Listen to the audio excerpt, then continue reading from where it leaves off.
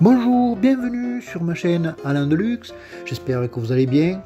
Aujourd'hui, nous allons parler de détecteur de mouvement en électricité toujours, comment le brancher, le raccorder et l'utiliser. Allez, c'est parti. Alors voilà le schéma d'un détecteur de mouvement avec l'alimentation, la phase neutre bleue et le petit interrupteur qui alimente la lampe quand il se détecte. Avec l'alimentation EDF est ici, le courant, la phase est le neutre bleu, phase rouge, on vient sur un déclic 10 ampères, toujours la lumière, 15 ampères ou 16 ampères pour les prises, donc là on est raccordé.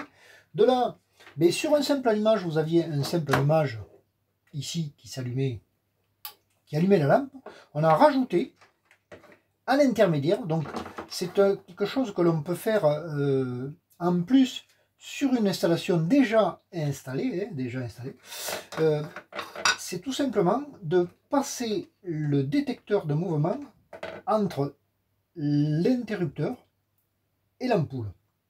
C'est-à-dire qu'en fait, il faut l'alimenter, ce détecteur, et lui va détecter la lumière quand il fait sombre, pour enclencher l'ampoule.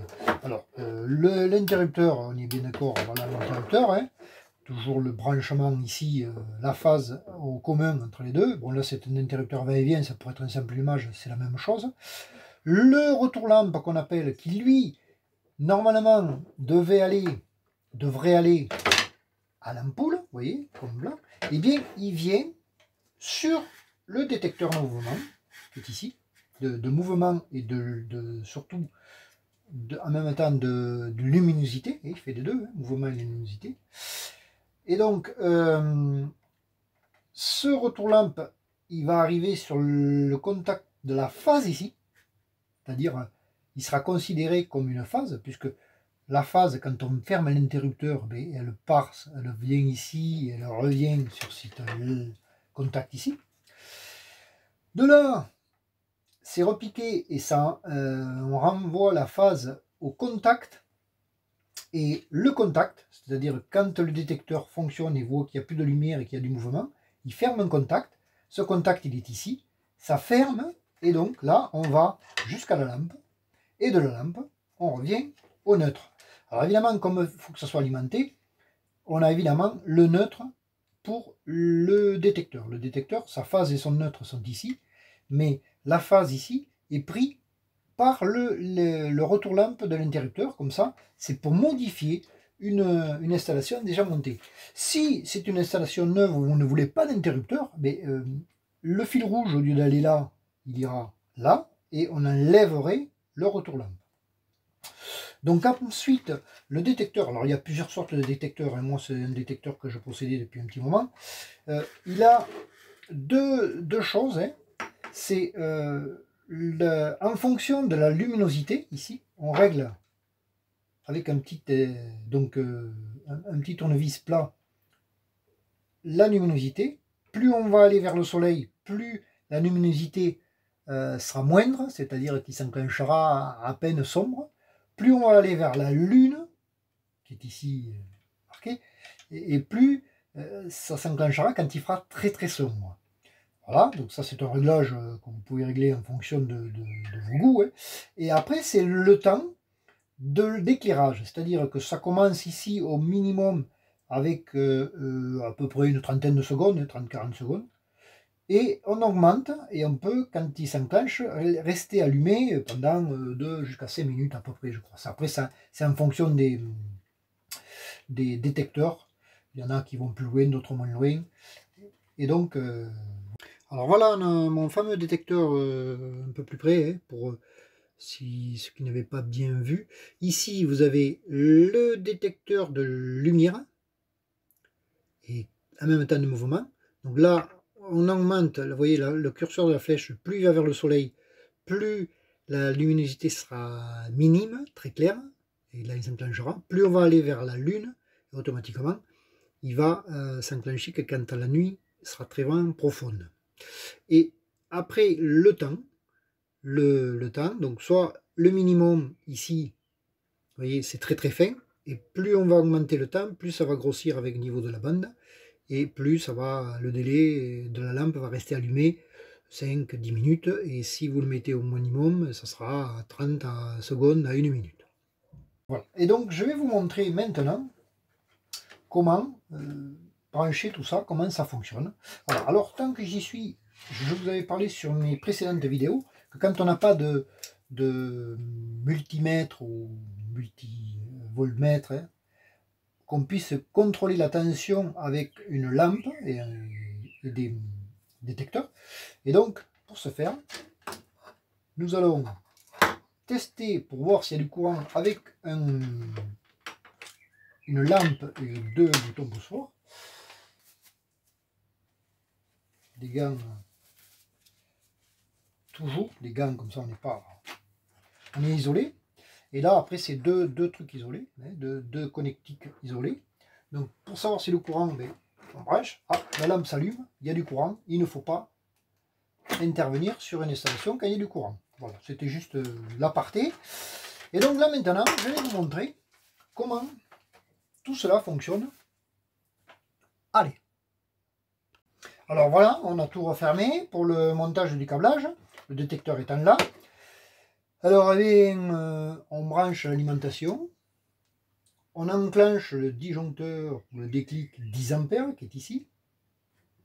Voilà. Et donc là, voilà, l'interrupteur est allumé.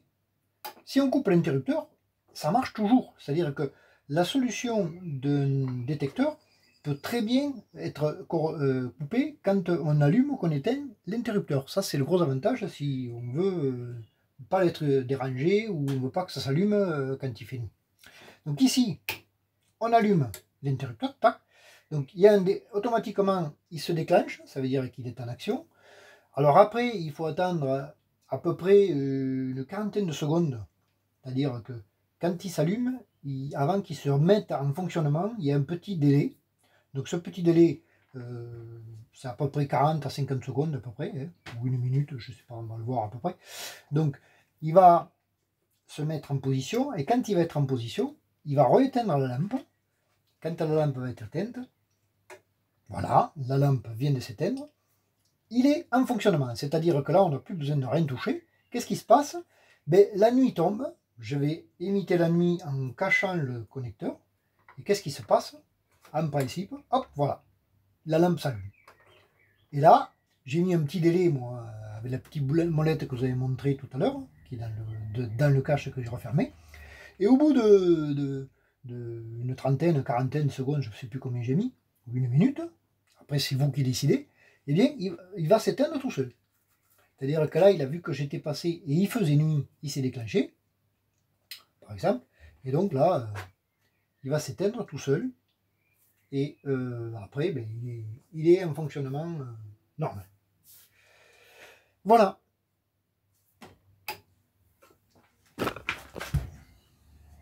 Voilà, moi j'ai fait ce système-là sur du néon à LED, donc je vous avais montré une vidéo qui est automatique, voilà, donc où j'ai mis avec un interrupteur.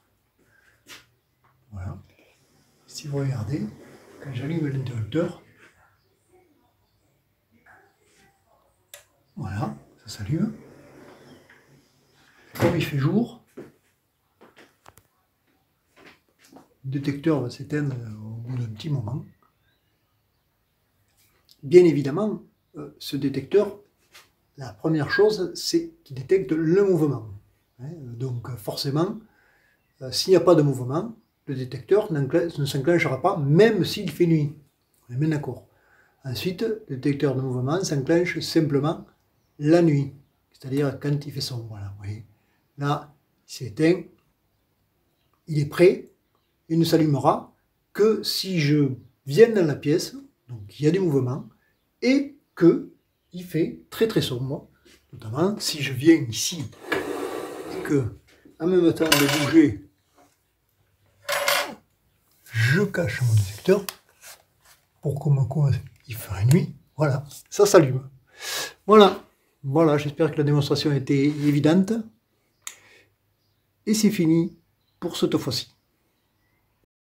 Voilà, j'espère que cette vidéo vous a plu, qu'elle vous sera utile, que vous pourrez l'utiliser, chez vous surtout. Allez, bonne journée à tous, n'oubliez pas surtout de liker si vous avez aimé et de vous abonner pour les prochaines vidéos. Allez, au revoir.